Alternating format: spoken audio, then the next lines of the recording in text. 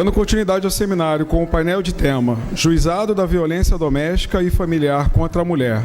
Punição é a solução? Convidamos a excelentíssima senhora promotora de justiça, Lúcia Heloísio Barros Bastos.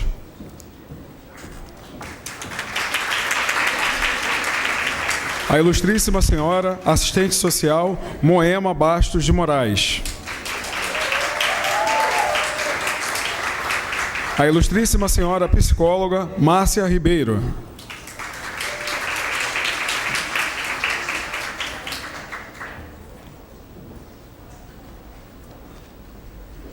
Podem se sentar.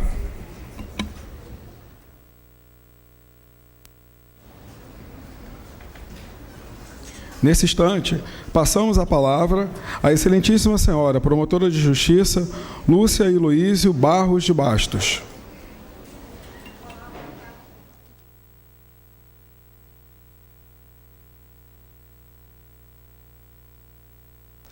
Olá, boa tarde. Eu sou Lúcia Heloísio, sou promotora de justiça, sou titular do 1º Juizado de Violência Doméstica daqui da capital. Atualmente eu estou afastada, estou na coordenação do Centro de Apoio Operacional das Promotorias de Violência Doméstica, daqui do Ministério Público. Agradeço o convite, Clara, para estar aqui hoje, muito obrigada. Não é? Agradeço a Defensoria, enfim, por abrir esses debates. E dizer que a Lei Maria da Penha completa 8 anos, muita coisa, muitos serviços especializados foram implantados e nós atualmente vivemos uma fase de aperfeiçoamento, aprimoramento dos serviços que foram criados, dos juizados especializados, das defensorias públicas que atendem junto aos juizados de violência doméstica, seja na esfera de defesa da mulher, como na esfera da defesa dos acusados. E o tema aqui, ele é realmente instigante, né? É possível a punição? Enfim, a punição é a solução. E eu tenho uma visão muito particular sobre isso. Penso que a Lei Maria da Penha, ela não é realmente uma lei voltada para as questões criminais, ela tem muito pouco, né, sobre o aspecto criminal aí, que envolve o tema. Ela é uma lei mesmo de natureza híbrida, mais cível que criminal. Concordo com a fala do desembargador Alexandre Câmara, quando ele diz que considera a lei uma lei civil, né, com toques com relação à parte criminal, porque a Lei Maria da Penha, ela não visa só a punição. Isso que é importante observarmos. Ela é um estatuto protetivo de uma vertente, de um segmento considerado também vulnerável. Né? Nós temos várias vulnerabilidades reconhecidas na sociedade. O nosso legislador reconhece isso, como já foi dito anteriormente. Tanto a vulnerabilidade da criança, do adolescente, do idoso, da pessoa com deficiência. Então, são vários segmentos. E, dentro desses segmentos, existe também o quê? Da mulher que sofre a violência doméstica e familiar. Então, ele é um estatuto protetivo, ele não veio só para dizer é necessário punir. Ele traz uma série de ações de caráter preventivo, ele prevê uma atuação integrada de todas as instituições que, de uma forma ou de outra, vão trabalhar com o tema. Então, ele prevê uma integração tanto do Poder Judiciário, quanto da Defensoria Pública, Ministério Público. O que quer a lei é a atuação integrada de todas as instituições. Para quê? Para proteger melhor, para acolher melhor, sob o ponto de vista mesmo humanitário que toca a questão. E aqui, falando um pouquinho da questão do gênero, né, que foi um pouco discutida aqui a competência. Eu gostaria de ter feito até uma parte naquele momento, doutora Clara, mas resolvi me conter, porque a Lei Maria da Penha ela tem uma palavrinha ali, lá no artigo 5º, que diz o seguinte, que é toda violência que é baseada no gênero. O que é isso, baseado no gênero? Há muita controvérsia sobre isso, né? Mas não é uma lei para proteger a mulher? Sim, é para proteger a mulher, mas não é em qualquer circunstância. É num aspecto da vida doméstica, da vida familiar, da vida íntima de afeto, mas sempre que estiver presente esse componente, baseada no gênero. A violência perpetrada tem que ser baseada no gênero. E o que é isso? Traduzindo de uma forma mais simples possível.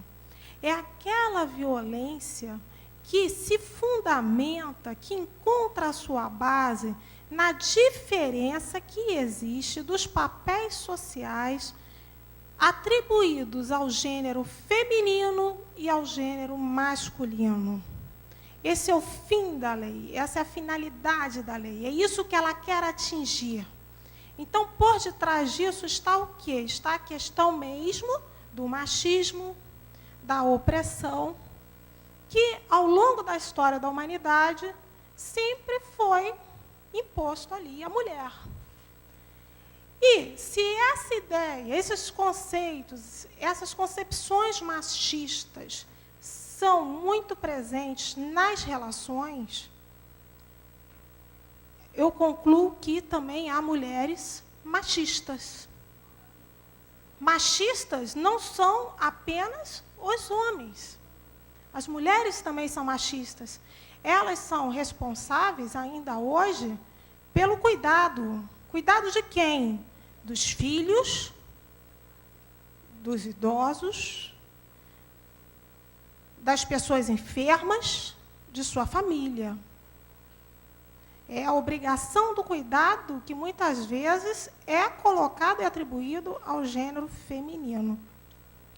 Então, dentro dessa ideia de cuidado, é a mulher quem mais acaba cuidando dos filhos. Então, se nós temos hoje muitos homens que ainda têm essa concepção machista, é porque isso lhes foi passado por alguma mulher em algum momento, em especial por sua mãe. Então, essa é a reflexão que eu penso que devemos ter cautela, sim. Por quê? Porque é preciso selecionar quais são aqueles conflitos que são efetivamente da competência dos juizados de violência doméstica. Não estou dizendo que é só a mãe. Com certeza. Mas eu quero dizer o seguinte, é a parcela de contribuição da mulher também para a manutenção de concepções, de atitudes machistas. Tanto isso é real, eu não estou imputando isso apenas às mulheres. Veja, eu estou dizendo que há uma participação forte também delas. E nisso eu também me incluo. Também sou mãe, né? Não sou mãe de um menino, mas sou mãe de uma menina. Enfim, por que isso? Isso vem desde a fase de criação, né? Normalmente, os meninos, eles recebem presentes que induzem a liberdade, o domínio, o controle, a dominação daquele espaço, né? Ele é o príncipe. E o príncipe tem, muitas vezes, como característico o quê? A expressão de domínio. E as meninas são educadas para a questão do cuidado, para dentro do lar.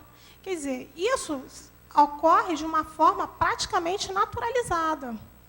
É difícil, muitas vezes, a pessoa enxergar, né, que reforça papéis sociais relativos ao que se considera gênero masculino e gênero feminino. Isso vai trazer problemas, muitas vezes, lá na frente. Tanto é que a violência doméstica é um fenômeno mundial. Ele não é exclusivo do Brasil, nem da América Latina, nem dos povos latinos. Ele está presente em todo o mundo. E em todo o mundo há uma mobilização muito grande de se reduzir essa situação, de minimizar. E é isso que a Lei Maria da Penha traz. A Lei Maria da Penha, ela torna visível este problema. E ela diz, para enfrentar esse problema, eu preciso de ações preventivas, de ações esclarecedoras, de trazer ao conhecimento novas opções de conduta, de refletir sobre por que reagimos violentamente, por que os homens, às vezes, reagem violentamente a determinadas condutas, o que é isso? Né? Então, ela traz para o mundo jurídico essa discussão.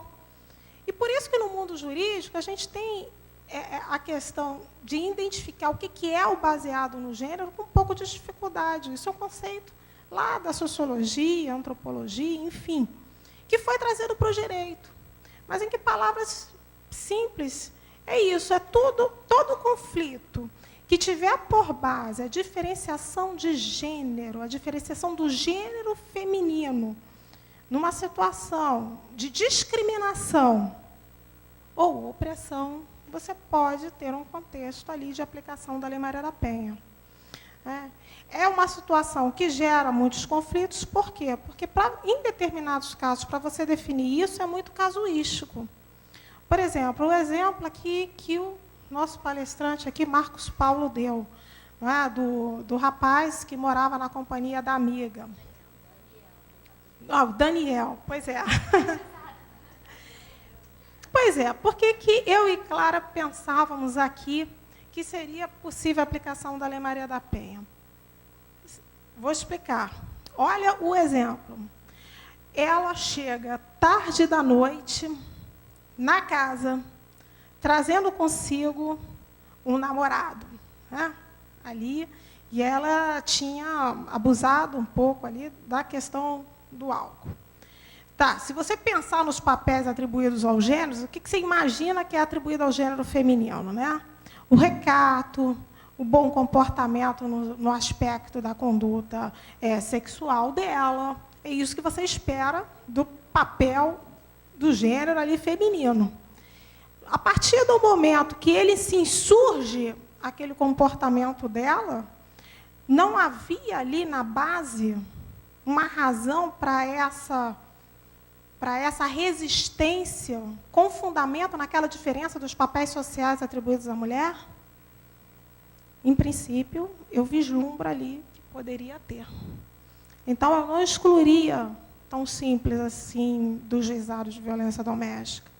É diferente quando a gente tem, por exemplo, uma situação que envolve irmãs, né, que estão ali, em princípio, numa mesma situação de igualdade. Você não vislumbra ali uma desigualdade de poder naquela relação.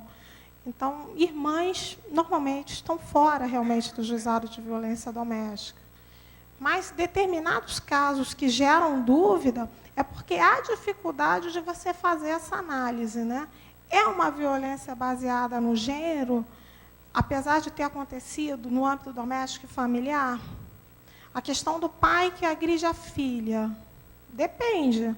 Se o objetivo daquela agressão foi uma correção por algum comportamento que a menina tenha tido, por exemplo, quebrou um objeto, ou destruiu determinada coisa, ou não tirou uma nota boa na escola. Se a agressão tiver, por exemplo, este pano de fundo, você não vai trazer aquilo para a violência doméstica. Por quê? Porque aquela violência que o pai aplicou de correção, em tese, não tem como pano de fundo o fato dela ser menina. Então, estaria fora do juizado de violência doméstica. Mas, do contrário, se ele agride a filha adolescente, porque não concorda, por exemplo, que ela venha a namorar dentro da escola, ter um namorado na escola, ou porque ele não gosta daquele determinado namorado, mesmo que não tenha nenhuma razão para que ele possa fundamentar isso, aí essa violência pode ser considerada, de repente, uma violência baseada no gênero. Então, é esse feeling que é difícil, às vezes, de você identificar no processo. Por quê? Nem sempre todo fato vai estar descrito ali. E, muitas vezes, você só vai conseguir esses detalhes por ocasião de uma audiência de instrução e julgamento. né? Então, tem essas relações que fogem do padrão de companheirismo, de namoro, tem que ser analisado com muita cautela, sob pena de você, muitas vezes, trazer algum tipo de injustiça. Bem, esse é o primeiro ponto, né? A questão preventiva da lei. Tem a questão da proteção à mulher. Ora, o processo penal, em verdade, ele vai direcionar uma ação do Estado para responsabilizar adequadamente aquele agressor. Correto? Essa é a finalidade do direito penal. Responsabilizar aqueles que cometem um crime, delito, uma contravenção, enfim. Essa é a finalidade precípua do processo penal, do aspecto criminal. Podemos abrir mão dele nesse momento? Penso que não, porque o processo penal ele tem também uma missão educativa. Não passo aqui nem pela questão muito da ressocialização, que isso é algo extremamente discutível, até porque, nem se tratando de violência doméstica, ainda não temos os centros de reabilitação de agressores. E por que temos essa dificuldade de ter esse centro de reabilitação de agressores? Porque, infelizmente, não existe ainda uma norma técnica que oriente como vão ser desenvolvidos esses trabalhos no centro de reabilitação. E em que momento efetivo esses agressores poderiam ser encaminhados para esse centro. Se fechou uma ideia, a Secretaria de Políticas para as Mulheres do Governo Federal, de que esse equipamento deveria vir dentro da parte relativa à segurança pública, e seria destinado somente aos homens ou os agressores que sofressem uma condenação. Bem, devo falar que, em vários momentos, eu vislumbro a possibilidade de um encaminhamento de um agressor a um futuro centro de reabilitação, ou em alguns juizados, como tem, que tem os seus grupos reflexivos. Tem juizados que possuem grupos de reflexão só para homens que se envolveram em situação de violência doméstica. E vislumbro isso por quê? Porque a Lei Maria da Penha, ela, por ser uma lei que prevê a questão da prevenção, da proteção, eu vislumbro aí a possibilidade de uma medida de proteção, eventualmente, ser aplicada ao agressor, que é obrigá-lo, sim, a participar de um grupo de reflexão no juizado de violência doméstica. O rol de medidas de proteção previsto na Lei Maria da Penha, ele não é um rol taxativo, ele não é um rol fechado. Ele admite que, dependendo do caso, o juiz aplique outras medidas que visem a efetiva proteção da mulher. E falo isso porque é muito comum as mulheres que requerem, muitas vezes, uma medida de proteção, desistirem da medida de proteção para retomar o relacionamento. Correto? E, então, elas fazem aquele pedido dizendo que não querem mais a medida de proteção porque elas retomaram o relacionamento. E aí eu pergunto, tá? E só porque ela está retomando o relacionamento, eu preciso extinguir a medida protetiva? Ou será que eu posso aplicar uma medida protetiva que melhor se adeque àquela situação? Se você vislumbra que a situação de violência, ela relata, muitas vezes, que é recorrente, que acontece em várias oportunidades, e que aquela foi só apenas mais uma, ela pode, claro, abrir mão, né? Ela tem um direito de continuar a sua relação, se ela assim definir. Mas nós que atuamos na proteção, penso que seria nosso dever, se o juizado tivesse grupo de reflexão, de requerer ali a imposição de uma medida protetiva diversa, que pudesse servir, ou, pelo menos, reduzir a probabilidade dela ser novamente sofreu uma violência. E por que não incluir em sede de medidas de proteção o grupo de reflexão para agressores? É uma situação a se pensar. Tenho divulgado esse pensamento, mas a gente encontra muita resistência. Não é? Mas é algo para ser pensado, para ser buscado, inclusive para ser requerido. Aqui, doutora Clara, minha sugestão. Tá? Porque, infelizmente, a gente teve uma redução dos juizados que tinham grupos de reflexão por conta da redução das equipes técnicas. Isso impactou diretamente nesses grupos. Mas, enfim, eu penso nessa possibilidade. Mas, quanto ao processo criminal, penso o seguinte: não podemos abrir mão do processo criminal. O processo criminal não vai, de fato, resolver a situação daquele casal, mas ele tem uma função pedagógica, ele tem uma função educativa, correto? E desse exemplo, penso que não podemos abrir mão. Mas devemos lançar mão de outros instrumentos para proteger e, eventualmente, reparar aquele conflito. E eu penso que, se tivéssemos um centro de reeducação de agressores, que pudéssemos encaminhar esses homens, mesmo em sede de medidas de proteção, eu acho que isso seria algo de muito positivo, de não se aguardar uma condenação, porque, infelizmente, mesmo com a condenação, nós temos penas muito baixas para a maioria desses crimes, né? A maioria deles são de lesão são de lesão corporal e ameaça, cuja pena mínima varia entre 1 e 3 meses.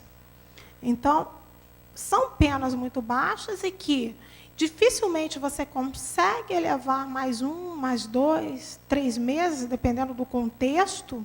A maioria são lesões leves. E, em sede de trâmite do processo, de recurso, muitas vezes essa condenação cai por conta da prescrição. Agora, a gente teve um aumento desse prazo da prescrição, passou de 2 para 3. Acho que isso vai dificultar um pouco mais a prescrição, mas o processo tem o seu rito, que nem sempre é rápido. Nós temos juizados abarrotados de processos. Só para dar um exemplo, a colega do Mato Grosso falou em 12 mil. O meu primeiro juizado já teve 27 mil. E administrar 27 mil processos não é algo fácil. Você trabalha o tempo todo com urgências. Entendeu? O tempo todo com urgências. São as urgências dos réus presos, são as urgências das medidas de proteção. É uma dificuldade. Muitas ações prescreveram. Compreende? Então, eu penso assim, a punição é a solução? Não, a punição por si só não é a solução.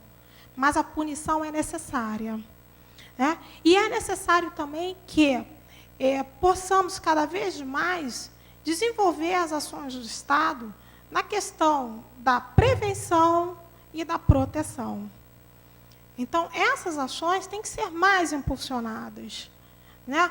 Por exemplo, na comarca daqui da capital, a gente tem 4 serviços, mas 2 estão localizados em comunidades. E 2 estão no centro do Rio. Quer dizer, a mulher que sofre uma violência, que se encontra na área de Campo Grande, Santa Cruz, ela tem uma carência de serviços enorme. Ela só conta ali com a delegacia em Campo Grande, delegacia DEAN, especializada de atendimento à mulher, e com o juizado de violência doméstica. Ela não tem outro equipamento de apoio e suporte. E é só na questão, na região de Campo Grande e Santa Cruz? Não. Barra da Tijuca, Jacarepaguá, acontece o mesmo. Então, eu penso que fortalecer esses serviços de orientação à mulher, isso faz parte também da proteção. E isso, eu penso que é cada vez o mais urgente. A gente precisa expandir essa rede, inclusive naqueles municípios que não têm. Caxias, particularmente, o CREAS incorporou o equipamento específico que atendia a vítima mulher. Né? Para quê? Por uma questão de financiamento. Foram absorvidos pelo CREAS. Tá?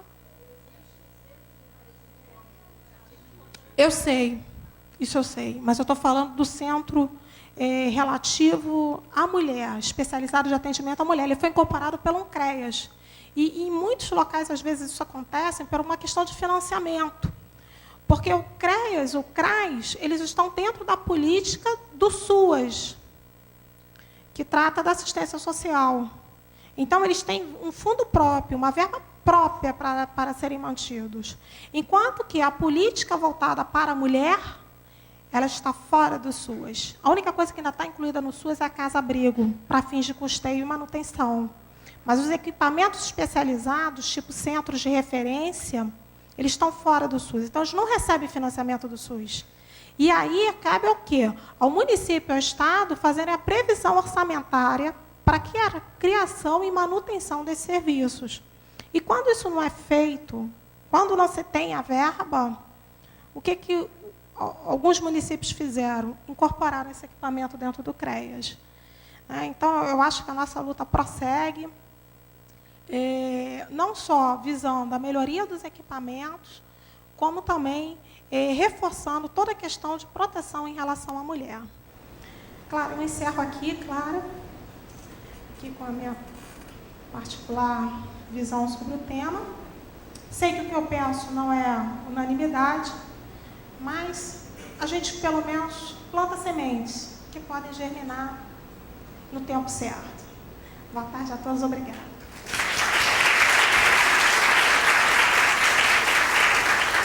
Obrigado.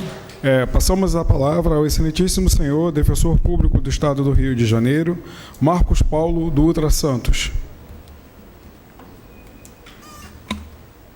Estou com medo agora. Mas como já dizia, né, Voltaire a Jean-Jacques Rousseau, je ne suis pas d'accord avec aucun mot que vous avez dit, mais je vais lutter jusqu'à la fin pour garder votre droit de le dire. Né? Ou seja, em muitos casos não concordamos, mas o importante é lutar até o fim pela garantia da liberdade de expressão, da diversidade de ideias. Até porque, né, o inesquecível Nelson Rodrigues já mencionava que a unanimidade é burra. E eu acho que o grande mérito desse seminário é isso, é a contraposição de ideias.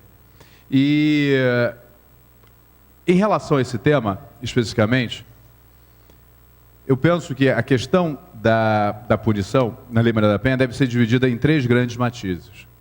A primeira, que claramente é um consenso aqui na mesa, um consenso ao longo do dia, que a questão de fundo envolvendo Lei Maria da Penha é de cunho civil, é de cunho familiar.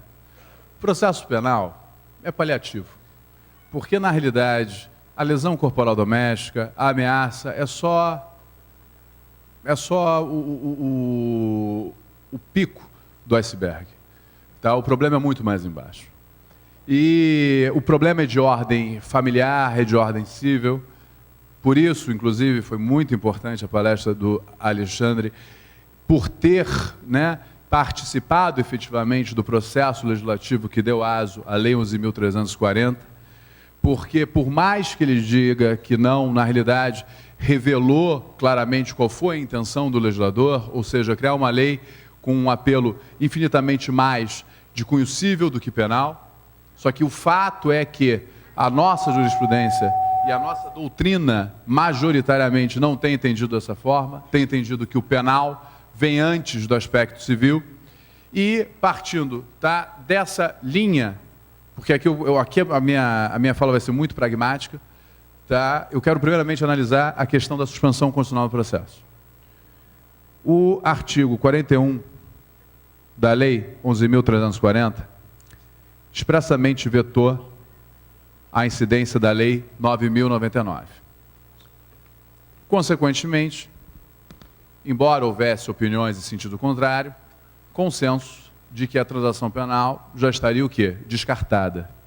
Consenso esse que se torna certeza quando se lê no artigo 17 da lei a vedação, por exemplo, à multa, a vedação a aspas, cestas básicas, como se cestas básicas fossem penas, não são penas. Na realidade, nós teríamos a espécie de pena restritiva de direitos, o quê? Prestação pecuniária. Então é evidente que a menção à cesta básica foi uma alusão subliminar, vulgar do legislador em relação à transação penal. Mas a dúvida em relação à suspensão condicional do processo ficou e, de certa maneira, permanece. Por que, de certa maneira, permanece? Porque a sexta turma do STJ teve uma série de precedentes favoráveis à suspensão condicional do processo no âmbito da Lei Maria da Penha. Divergindo da sexta turma, sempre tivemos a quinta turma do STJ.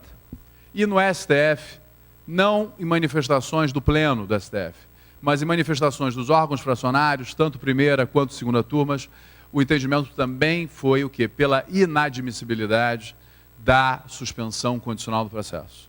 E aí, a sexta turma, se sentindo isolada nisso, reviu a sua jurisprudência.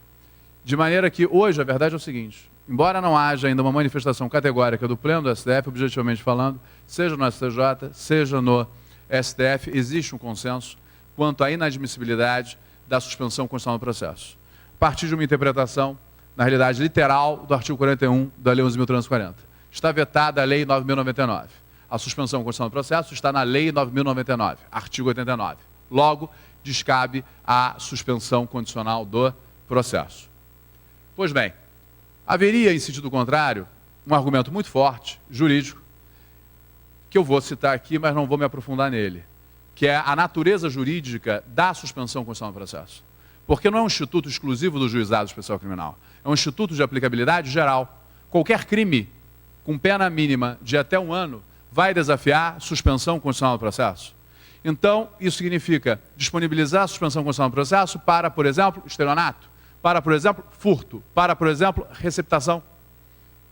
Crimes que têm pena máxima de 5 anos, pena máxima de 4 anos. Isso significaria vetá-la para uma ameaça, em que pese a escala penal seja multa ou seja, a pena mínima não é 1 mês, a pena mínima é multa.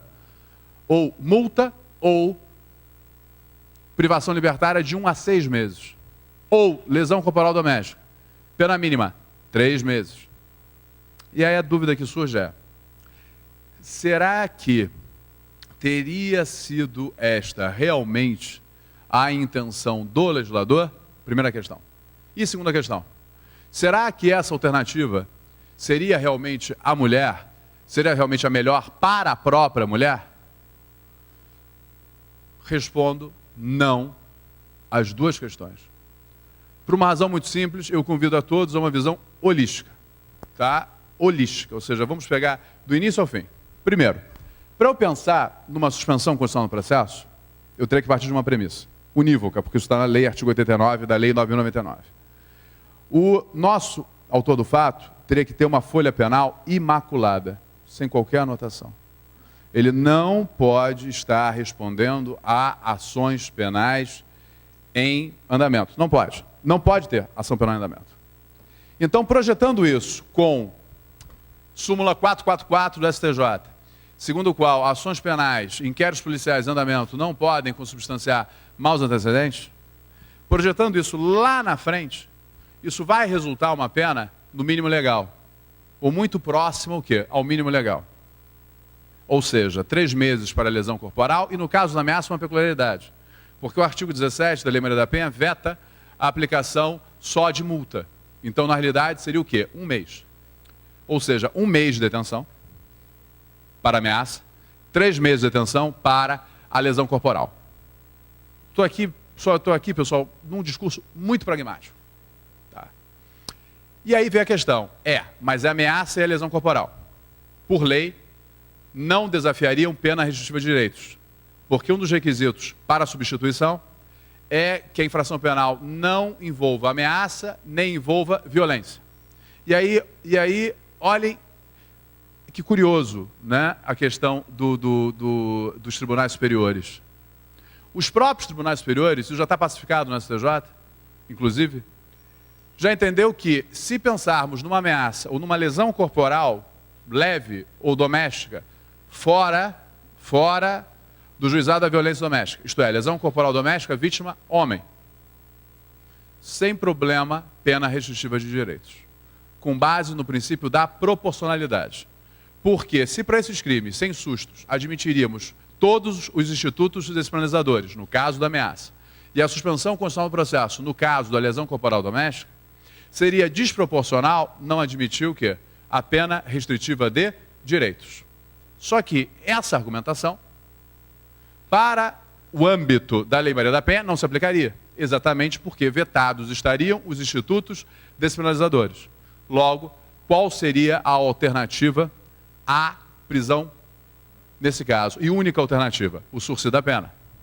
Agora, prazo mínimo do sursi da pena, 2 anos. Prazo mínimo do sursi da pena, 2 anos. Ou seja, eu suspenderia a execução de uma pena de 1 mês por 2 anos. 24 vezes mais. Ou eu suspenderia a execução de uma pena de 3 meses por 2 anos, 8 vezes mais. Subvertir a lógica. Porque eu, como defensor do autor do fato, vou ter que pensar. Se o sursi, em última análise, vai ser realmente o melhor para ele. Porque não tem casa de albergado. Consequentemente, é 1 mês, tá, de prisão domiciliar e acabou. Ou 3 meses de prisão domiciliar e acabou.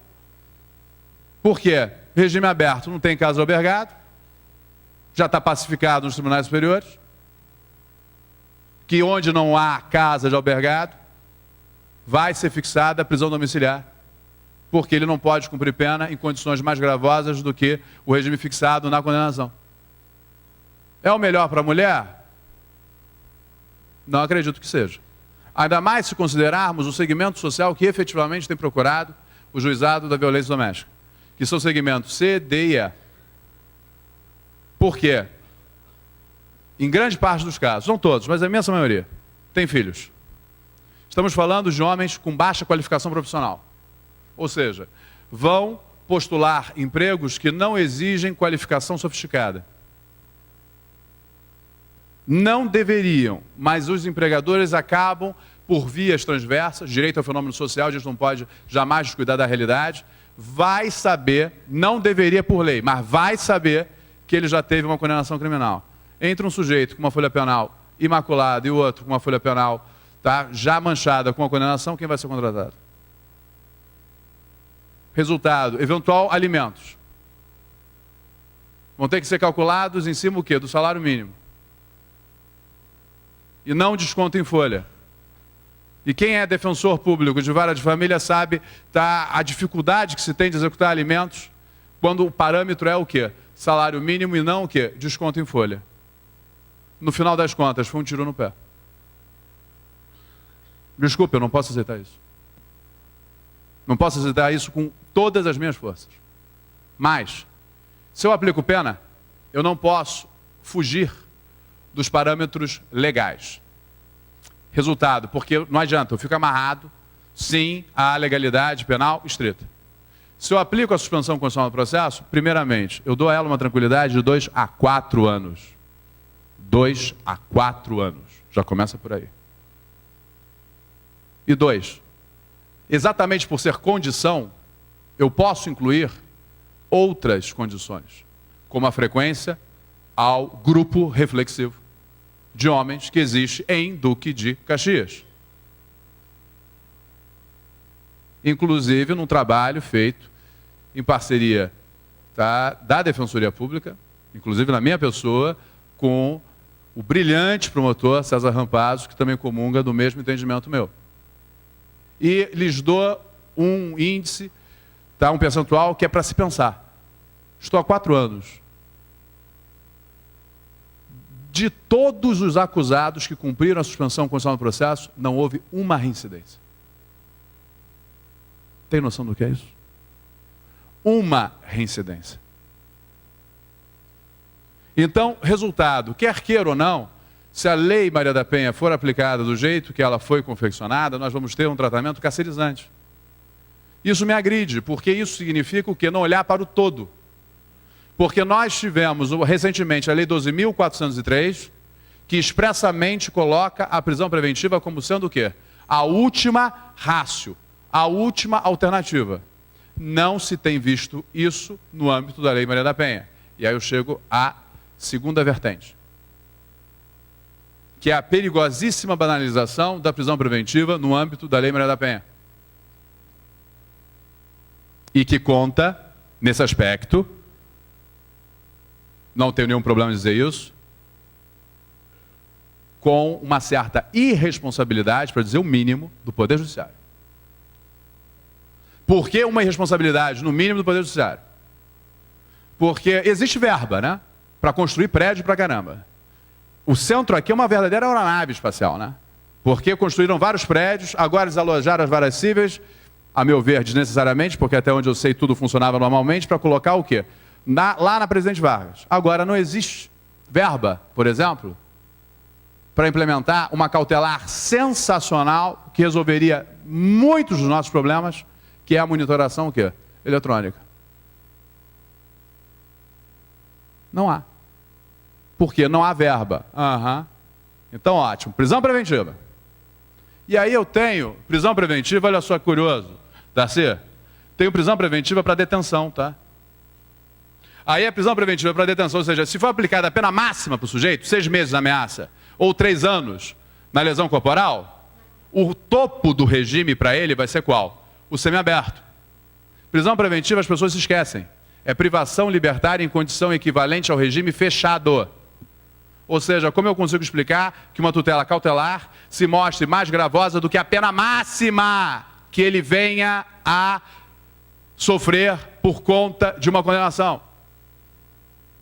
Ou seja, que ordenamento jurídico é esse? É mão em contramão? Resultado é lei e ordem de um lado? Sim, porque a ideologia que norteia a Lei Maria da Penha, sem minhas palavras, no aspecto penal, é lei e ordem. Lei e ordem. Em que pese a existência de 10 cautelares alternativas à prisão preventiva. E me agride quando defensor, porque eu já percorri em todos os segmentos criminais, e é resultado, uma coisa é o sujeito que é roubador, que é traficante, a gente sabe que tem mesmo, que é homicida. Agora você tem um sujeito que, isso eu não posso deixar de falar, porque falar em Lei Maria da Penha traz a ideia de um maniqueísmo que me incomoda muito. Bem versus mal. Desculpem, senhoras e senhores, numa relação não existe isso não. Se uma relação naufragou por culpa dos dois. Em maior ou menor grau, naufragou por culpa dos dois. Ou seja, muita da consciência e da efetividade da Lei Maria da Penha, desculpem, mas tem que passar por uma tomada de consciência das próprias mulheres a respeito do seu papel na sociedade. Foi dito aqui, e com muito justificada razão. Mas nós temos uma sociedade machista, sim, que muitas vezes vocês contribuem para isso. Vocês, mulheres, estou me referindo a todas vocês. Quem desce até o chão? É o homem no baile funk? Ou é a mulher? Presta atenção. Atenção aqui é o que eu vou dizer. Atenção aqui é o que eu vou dizer. Que isso é importante sim. Preste atenção. Que isso é extremamente importante. Olhem só. Percebam só. Quem desce até o chão. Na relação sexual, quando tem a posição aspas de 4, em inglês, o nome disso, sabe qual é? Dog style. Dog style. É o nome vulgar que se tem. Projetem isso. Isso significaria o quê? Dog style?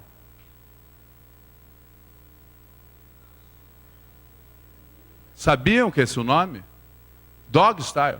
Dito pelas próprias mulheres O que eu quero apenas mostrar aqui é o seguinte... O que só mostra o machismo dos homens. O machismo, não dos homens, porque é que está... Clara, você está entendendo? A submissão da mulher à ideia de submeter a prazer dos homens. A gente tem que arrumar um dog style pro homem também. Mas veja só. Peraí. Não pode. Só um momentinho. Um momentinho só para terminar. Contraditório importante. Contraditório importante, porque eu quero dizer o seguinte. O pessoal não desce até o chão na Alemanha. O pessoal não desce ao chão... Só um momentinho. Gente, acima de tudo, isso aqui é uma casa democrática. Do contrário, é viver a ditadura.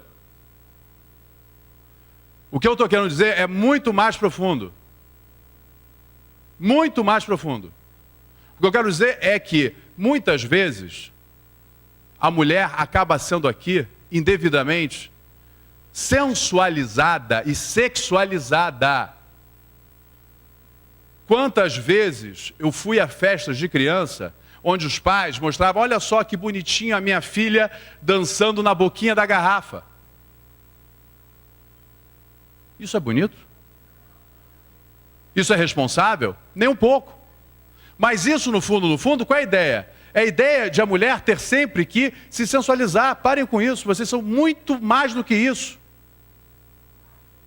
Aí que eu quero chegar. Vocês têm que ser admiradas, por quê? Tá? Pelo que vocês fazem, pelo que vocês conquistaram, pelo que vocês representam. Até porque o cerne de toda a humanidade, na realidade, quem é? É vocês. Se pensarmos até em termos bíblicos, a figura mais importante, por exemplo, na Bíblia, se considerarmos toda a história de Jesus Cristo, é a figura o quê? Da mulher. A mulher valorizada enquanto indivíduo, e não enquanto coisa, e não enquanto objeto sexual. Isso é extremamente importante. Porque enquanto prospera uma propaganda nesse sentido, vai incutindo uma ideia torpe, distorcida, de que a mulher seria o quê? Posse do homem, quando não é. É parceira. É parceira, tá, nos desafios da vida. É parceira nos seus compromissos. Isso é importante. Porque a partir do momento que perdermos isso de referência, isso como referência, o que acontece? Nós vamos ter um machismo que já existe naturalmente pelo lado masculino, mas que acaba surgindo também pelo lado que não deve existir, que é o lado que? Feminino. Muito pelo contrário. Porque senão a gente entra nesse maniqueísmo. E esquece, por exemplo, porque aí é delicado falar nisso, numa mulher que vai a uma delegacia e planta uma acusação falsa. No almoço, podemos dizer isso. A Cristiana, que palestrou na parte da manhã, disse que ela já tem alguns inquéritos por denunciação o quê? Caluniosa. E isso acaba perdendo toda a força e legitimidade da lei Maria da Penha. A gente não pode perder um olhar crítico da lei. Porque da forma com que está estruturada hoje, o ideal é juizado da violência doméstica com competência o quê? Integral. Mas da forma com que está estruturada hoje, qual é o caminho mais curto para resolver as questões familiares? Juizado da violência doméstica. A vara de família. Vejam que é um erro conduzindo a outro erro. Então, muitas vezes, houve uma discussão do casal, mas essa discussão é noticiada sob a vertente o quê? De uma ameaça, sob a vertente de um crime contra a honra, exatamente para dar aso o quê? A uma medida protetiva. E ela fica com a impressão de que aquela medida protetiva é definitiva. E acabaram os problemas. Quando na realidade é paliativo, como é paliativo o próprio processo criminal. E aí entra uma outra questão importante, que a Clara comentou, da medida protetiva não ter prazo.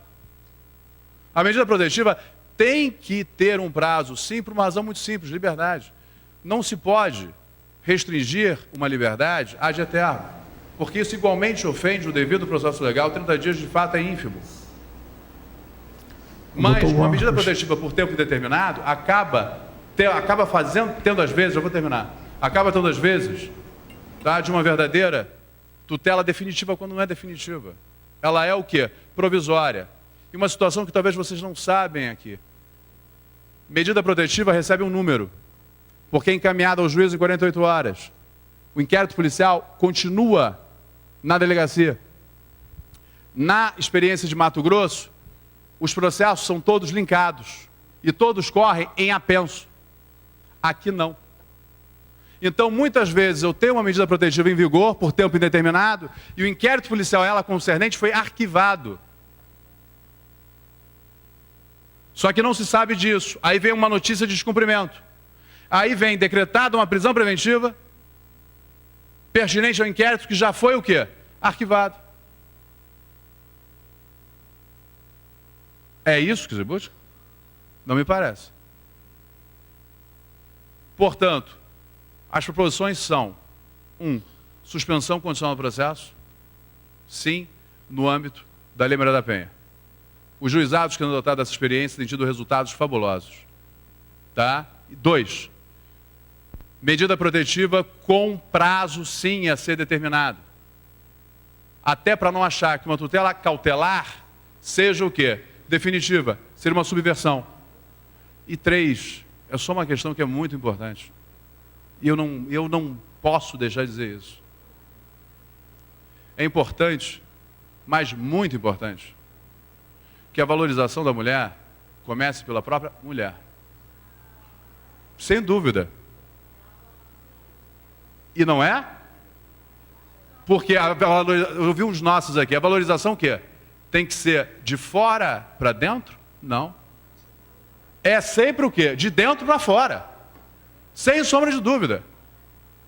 Porque a partir do momento que houver realmente essa valorização de dentro para fora, inegavelmente muitas coisas vão ser resolvidas. Porque a lei não resolve tudo. É só isso.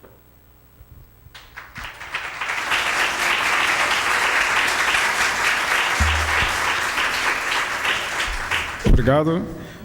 Nesse momento, passamos a palavra à ilustríssima senhora assistente social Moema Bastos de Moraes.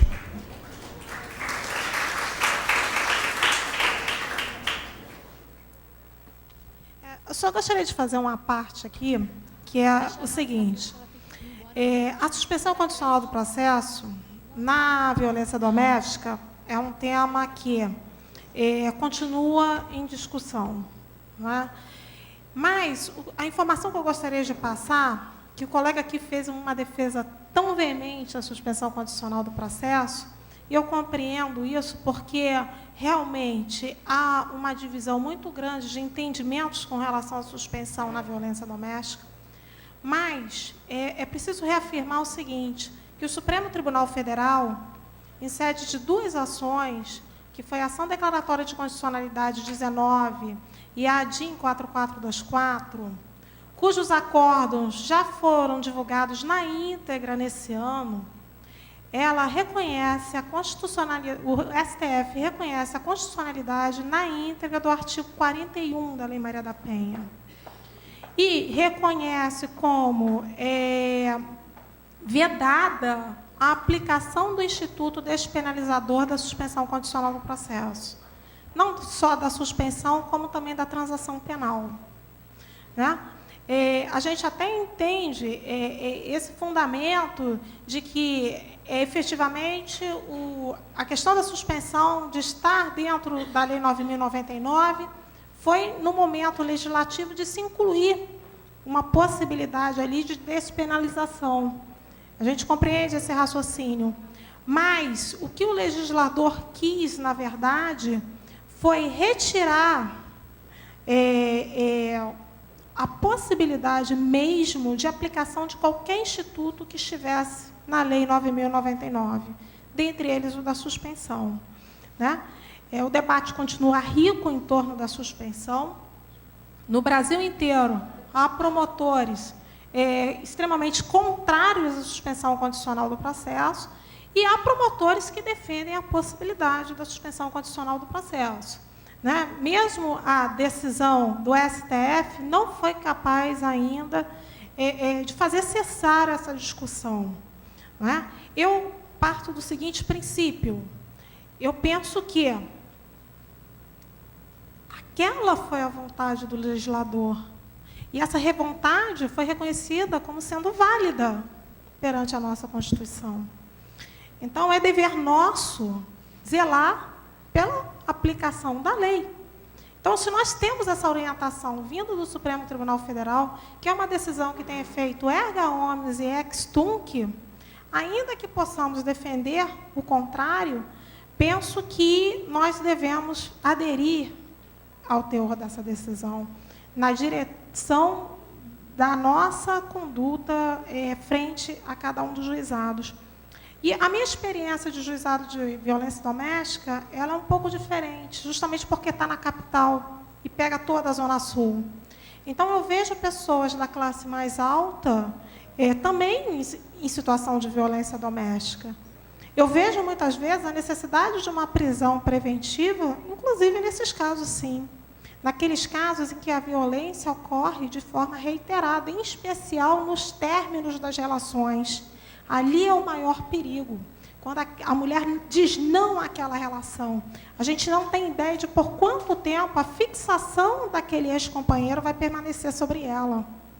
Concordo que a medida de proteção não pode ser infinita, mas ela deve perdurar enquanto persistir o risco da mulher, sob pena também do Estado negar àquela mulher a proteção. E aí entendo que os juizados devem, periodicamente, reavaliar as medidas. Reavaliar o quê? A situação de risco da mulher, que foi lá requerer aquela medida. Óbvio que, se a situação de risco tiver cessada, é óbvio que é caso de extinção daquela medida de proteção. Mas daí estipular um prazo, eu já tive casos que me chegaram na coordenação do centro de apoio, que foi o seguinte: o acusado, o requerido, recebia ali a intimação da medida de proteção pelo prazo de 90 dias. Quando expiravam os 90 dias, o sujeito ia lá bater na casa da mulher. Agora você não está mais com proteção nenhuma, não. Ó. Papel aqui dizia, 90 dias, eu contei, já passaram os 90 dias. Nos 90 dias. E aí chegava lá e era invasão de domicílio, era agressão, ficava lá na porta de plantão da mulher, esperando a mulher chegar de noite, para saber de onde ela tinha vindo, porque que tinha chegado mais tarde. Um inferno.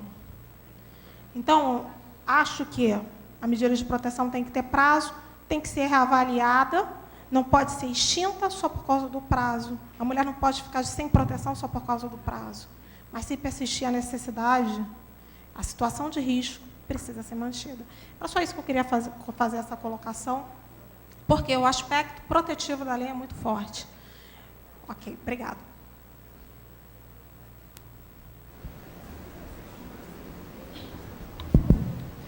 Boa tarde. Como muita gente já me conhece, eu sou Moema, sou assistente social, trabalho no NUDEM. É uma honra trabalhar no NUDEM, né? Ver essa diferença desse núcleo, que tem uma equipe composta por assistentes sociais, por uma assistente social e uma psicóloga, que faz toda a diferença, né?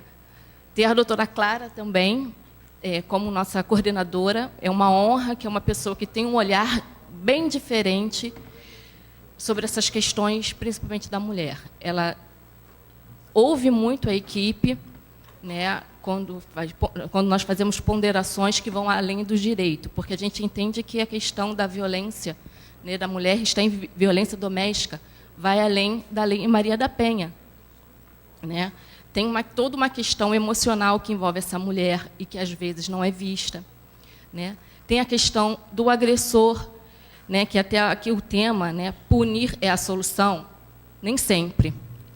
Porque, às vezes, ele precisa muito mais de um tratamento do que uma punição, né, penal, criminal, não sei se é esse o termo. Desculpa, eu não entendo nada de direito, apesar de trabalhar num núcleo de direito. Ele precisa, sim, de um tratamento, porque, às vezes, aquela mulher não quer separar desse homem, ela apenas quer que ele pare de agredir, ela quer sair dessa situação de violência doméstica. E esse homem não é acompanhado. Ela ganha uma medida de proteção, onde ele tem que se afastar, mas, na verdade, ela não quer se afastar dele. E isso, às vezes, não é visto. Mas ela tem que sair... Oi? À vontade da mulher. ele sai de casa, ou ela, às vezes, tem que sair de casa com os filhos, e ela ainda, além dela ter passado por anos por situação de violência, eu vejo como uma outra punição, que ela tem que sair, levar os filhos, e às vezes ela não tem nem trabalho, ela não tem para onde ir, mas como a casa é dele, é ela que tem que sair, e ela fica desamparada. Então, eu acho que é uma revitimização dessa mulher, que a gente precisa trabalhar,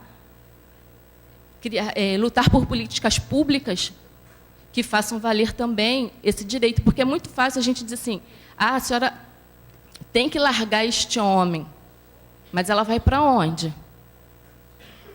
Como ela vai se sustentar e sustentar os seus filhos? Porque, na verdade, a maior carga recai sobre a mulher, porque é ela que fica com esse peso. Normalmente, na questão do divórcio, da separação, o homem vai embora. E a mulher que fica com toda essa carga. Além de ter que largar o homem porque ela gosta. E isso, às vezes, na lei não é visto. Então, eu acho que vai além da punição. Temos que ter outros olhares para essa mulher. A questão psicológica. Porque toda mulher que passa por situação de violência doméstica, ela vai levar para o resto da vida dela essa questão. Porque ela pode largar o homem, mas o trauma vai ficar. Ela sempre vai lembrar daquela situação, porque ela viveu, às vezes, por anos. São situações difíceis. Às vezes, a equipe do direito me pega desesperada lá com situações que eu digo, meu Deus do céu, não pode ser assim. A mulher que eu entro desesperada na sala da doutora, ele cortou o cabelo dela, ele ameaçou ela com uma tesoura e puseram no RO 157. Não é possível. Então, essas são coisas que me deixam um pouco desesperada.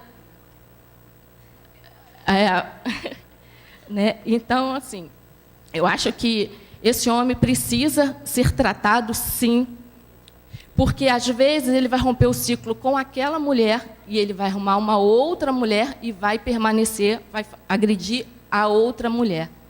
Então, a gente precisa frear ele e não terminar com o relacionamento deles. Não dizer para aquela mulher que ela precisa largá-lo, porque ele vai continuar reproduzindo. A gente precisa tratar a família, porque aqueles filhos que vivem aquela situação, mesmo que eles não sejam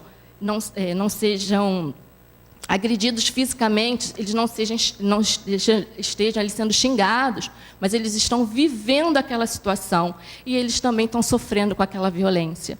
E, futuramente, eles também vão reproduzir aquela violência. Então, é tratar a família e não apenas aplicar uma punição, que eu não vejo nem como punição, o pessoal do direito que me desculpe, mas eu não vejo como punição, que tirar ele, afastar ele dela, proibir ele de se aproximar dela, é muito pouco para muitas coisas que ele já fez com ela. A semana passada mesmo, são mulheres que ainda vivem em cárcere privado. Como é que um homem proíbe aquela mulher de sair, de estar com outro, de ir ao supermercado, de acompanhar o filho na escola? Eu acho que isso vai muito além de apenas fazer com que ele proibi-lo de se aproximar dela. Então, eu acho que a gente ainda precisa avançar muito. A questão do tratamento, no estado do Rio de Janeiro, nós só temos 3 órgãos que fazem tratamento com o homem, e eles vão se quiserem, porque às vezes eles ganham punição e não vão. Isso eu não vejo como assim acompanhamento, porque às vezes além da reflexão, eles precisam de fato de tratamento, às vezes psiquiátricos, para que de fato eles se contenham e deixem de ser agressores.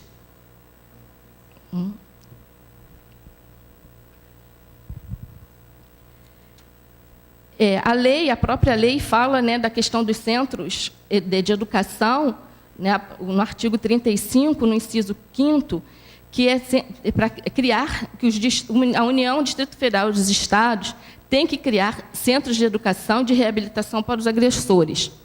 E cadê esses centros que até hoje não foram criados? A lei já tem 8 anos. Então, muitas vezes, a mulher é muito mais punida do que o próprio homem que a agride. Quando essa mulher tem que fugir dele e ir para dentro de um abrigo, viver trancada 24 horas. Quem está sendo punida, é ele ou é ela? Então, essas ponderações eu acho que a gente tem que rever na lei. Porque eu continuo vendo a mulher como vítima, mesmo diante de uma lei que foi criada para protegê-la. Porque quando a gente encaminha essa mulher para um centro especializado de atendimento à mulher, ela tem que fazer também um tratamento. Mas, às vezes, ela não tem o acolhimento necessário de encaminhar. A gente encaminha para aquele CAT, né? Central de Atendimento ao Trabalho, mas ela não está garantida que ela vai estar trabalhando. Às vezes, a gente tem que brigar, ela consegue mudar elas têm que mudar de bairro para fugir dele, os filhos não conseguem vaga, e a gente tem que brigar por uma vaga, porque senão o Conselho Tutelar vai punir aquela mulher porque a criança está fora da escola. Que essa mulher tinha que ter prioridade nessas situações, prioridade à vaga de emprego, prioridade para a matrícula da criança. Mas isso não acontece, doutora Mas Lúcia. deveria acontecer. Deveria acontecer, isso que eu estou falando, porque muitas vezes lá eu me deparo com a Secretaria de Educação. Eu até peço que, se isso tem sido assim recorrente dessa forma, alguns casos, relatem, façam, que eu vou encaminhar isso à tutela coletiva, tá? Para analisar o que pode ser feito, o que pode ser cobrado, tanto do Estado quanto do município, com relação a essa questão da prioridade. Ok. Então, quem tiver aqui do centro de referência, também dos centros de referência, que compartilham dessa angústia que a gente vive lá, né? Que a gente sempre encaminha para os centros de referência, mas muitas vezes o centro de referência compartilha conosco uma frustração de não conseguir inserir essa mulher no mercado de trabalho efetivamente, não conseguir colocar essas crianças na escola. Então, aproveitando a possibilidade dada aqui pela doutora Lúcia, encaminhe ofício relatando os casos. Pode ser que você tenha um caso, que a gente tem um outro, que o outro centro de referência tenha outro. Sim. E a tutela coletiva organizando isso, vai ter vários casos. O importante é o seguinte, para que haja uma atuação na área da tutela coletiva, é importante que isso impacte de uma forma a toda a coletividade. Então, um caso, se for remetido isoladamente, talvez não tenha ali a motivação necessária para uma intervenção. Mas, se você tem vários casos relatados na mesma situação, isso ganha força. Correto?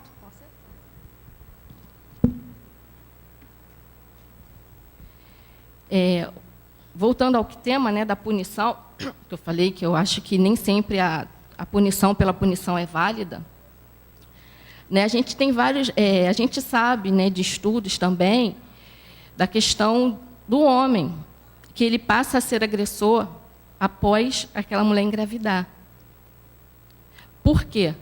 Porque ele não consegue assimilar essa questão. A mulher vai deixar de ser dele e ele vai ter que dividi-la com uma outra pessoa, mesmo sendo filho dele. Então, a gente sabe que também é muito comum casos, né, que a agressão começa a partir da gravidez da mulher.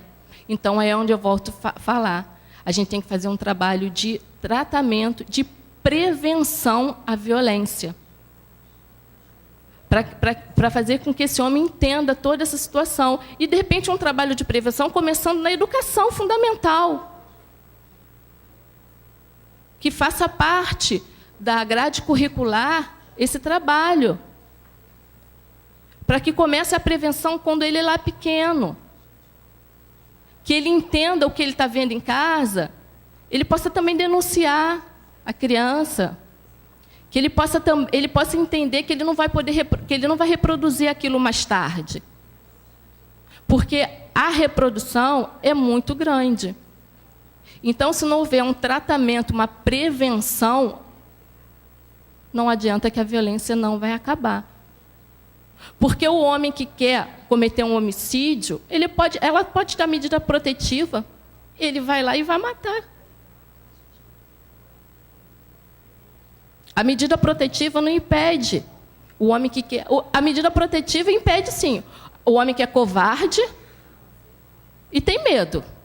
Aí a medida vai funcionar. Mas para esse homem, ela não funciona. Mas para o homem que não tem esse perfil, ela não funciona. O homem que está lá no morro, na boca de fumo, faz parte do tráfico, ele não é punido. E aquela mulher tem que voltar para aquela comunidade. Então, a gente precisa avançar muito ainda com a lei para que, de fato, seja rompido essa situação de violência doméstica. Tá? Obrigado, meu tempo acabou.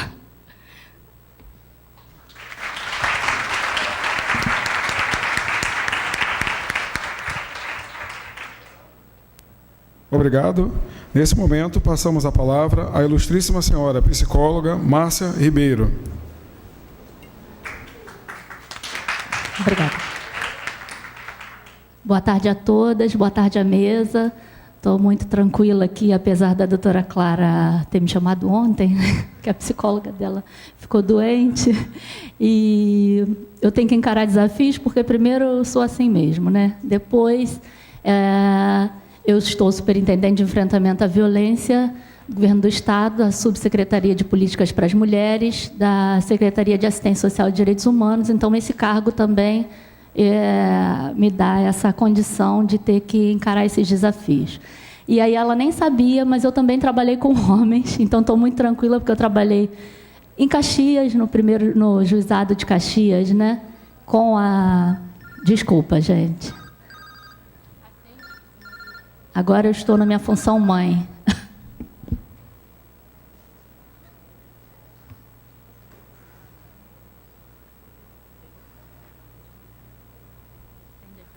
Oi, desculpa. Então, eu estou tranquila porque eu vim de Caxias. Trabalhei com o promotor César, que foi citado aqui. Trabalhei com a Adriana, que veio de manhã. Vim com ela para o Rio. Lá em Caxias, o trabalho era, como o tema hoje é homens, né? Vou me ater a esse tema. Homens lidavam com homens, profissionais mulheres atendiam as mulheres. Essa divisão veio para o Rio também. E eu não aceitava muito essa divisão. Eu respeitava, mas não aceitava. E aí, quando a gente veio para o Rio, trabalhamos com a promotora Lúcia também, e considero que eu trabalho com a defensora Clara agora na reunião de rede, né? Com a Moema também, assistente social Moema, e na Rede Capital. Então, quando a gente veio para o Rio, eu nunca concordei com esse sistema, e eu achava que eu podia atender também os homens, só que tinha uma divisão na equipe, né? A quantidade de processos, 27 mil processos, você não pode atender os homens, porque a equipe vai ficar desfalcada e tal, tal, tal. Eu falei, não, mas é uma condição técnica que eu quero ter. E eu também não aceito sair da condição de atender os processos. Então, eu fui a única técnica que eu saiba até hoje no juizado que atendeu homens e mulheres. Tá? E aí eu dividi meu tempo fazendo grupo com homens e atendendo os processos, porque no juizado, nos processos, a gente atende as duas partes. Então, fiquei na equipe de processo e na equipe de homens. E isso foi um aprendizado muito grande, porque eu considero que é importante ter as duas visões. Claro que é um limite, nem todo profissional consegue. A gente teve algumas profissionais nos grupos de homens que não conseguiram ouvir aquelas situações. Então, é um limite de cada técnico. Né? Hoje a gente tem o NOUS, tem o primeiro juizado e tem o CR Homem em Caxias, que virou política pública porque virou lei. CR Mulher, Caxias, CR Homem viraram lei. Né? Isso é importante para a gente também. E os grupos reflexivos, quer dizer, na verdade, eles são, não são voluntários, eles são forçados, né? Eles estão ali para cumprir uma determinação judicial. Só que na metodologia dos grupos reflexivos, a gente tem que a gente não leva para o processo que é dito ali no grupo, né? Você tem no processo se ele cumpriu ou não, se ele compareceu àqueles encontros ou não, mas não tem nenhum juízo de valor. Então, você tem a liberdade profissional de lidar com aquelas questões dentro de determinadas regras que são coadunadas ali no grupo também, com o próprio grupo, né? Regras éticas, regras de postura, como regra também da não violência durante a participação no grupo. Então, toda a situação de violência que tiver, ele tem que trazer para a gente, né? Eu vou dar até uma dica para o Daniel, né, Daniel, que é o foco hoje da nossa discussão aqui. Um dos homens trouxe um trabalho para a gente no grupo, da internet, que ele pegou e a gente usa também. Então, é uma dica para os homens, de uma forma geral, né, defensor Marcos? São umas 10 dicas que a gente tem, eu não lembro de todas, mas se você está em alguma situação de conflito, né, você toma um copo d'água, você toma um banho, você sai, dá uma volta na rua, enfim. E a gente começou a usar essa dica desse homem no grupo, porque muitos homens traziam material para a gente usar no grupo, né? E é claro que é igual o Carandiru, o grupo de homens, né? São todos inocentes até o terceiro atendimento. Terceiro ou quarto atendimento, que aí tem relatos que dizem: bati mesmo, continuaria batendo se não estivesse aqui. Aí começam esses relatos. E a gente tinha também demanda espontânea, por incrível que pareça, tinha uma fila enorme, então alguns homens batiam na sala da equipe técnica e falavam: olha só, eu preciso entrar no grupo agora, porque eu não estou aguentando mais. Então, esses passavam à frente, sim, porque voluntariamente eles estavam falando da necessidade deles, que tinham que romper essa fila, né? E em Caxias também a gente tinha um movimento interessante no grupo de homens, que era o seguinte: alguns líderes religiosos encaminhavam para a gente. Então, o homem ia lá voluntário. Quem te mandou aqui? Ah, foi o fulano da congregação tal, da não sei o que lá tal. Então, ele falou que eu tenho que participar desse grupo. Então, isso era um movimento interessante também que eu considero, né? E o grupo não é um grupo de homens, ele é um grupo de autores de violência, então a gente atende mulheres também. Porque o machismo, ele é uma condição da sociedade, uma construção cultural. Então, ele está em nós. E eu acho que a gente, como mulher, tem que se valorizar, sim. Mas não pela roupa que eu uso, não pela forma que eu danço. Eu tenho que ser respeitada pela forma que eu danço que pela roupa que eu uso. Eu tenho que me valorizar, sim. Não deixando ser controlada pela forma que eu danço, pelo cabelo, pela roupa que eu uso. É essa forma que eu vou me valorizar, né? E a gente vai se valorizar também querendo salário igual, querendo cargos de poder, né? Querendo uma vida digna e querendo 50% de trabalho doméstico em casa, porque eu não aceito menos que 50% de trabalho doméstico em casa. Né? Então, acho que é assim que a mulher se valoriza. Porque se eu quiser pôr meu decote, se eu quiser, eu vou rebolar até o chão. Eu vou beber, vou chegar em casa, bêbada, não tem problema. Eu tenho os mesmos direitos. Vou sair para beber no bar com as minhas amigas, né? Enfim, então, é assim que eu acho que a mulher se valoriza. Então, vamos lá. A questão da punição. É uma solução? Não, obviamente que não. Mas é necessária? É necessária sim. Por quê? Porque tem casos extremos. Então, vamos falar da prisão. Eu brinco que lá no juizado, né, nenhum homem nunca foi preso, ou quase nunca, por agredir uma mulher. Ele é preso por quê? Porque, por exemplo, o caso das UPPs. A mulher chama o policial chega lá, ele tenta contemporizar e ele ou agride a mulher na frente do policial ou ele insulta o policial. E aí ele é preso. Então, você vê, a própria polícia tenta contornar. Todo mundo tenta contornar, todo mundo acha que aquele homem é um pai de família, enfim, né? E aí essa prisão ocorre por desacato ou por descumprimento da medida protetiva. E o descumprimento da medida protetiva não é em relação à mulher, é em relação ao juízo que deferiu aquela medida, né? Então, são casos extremos de prisão. E os casos de punição, medida protetiva, né? É uma punição?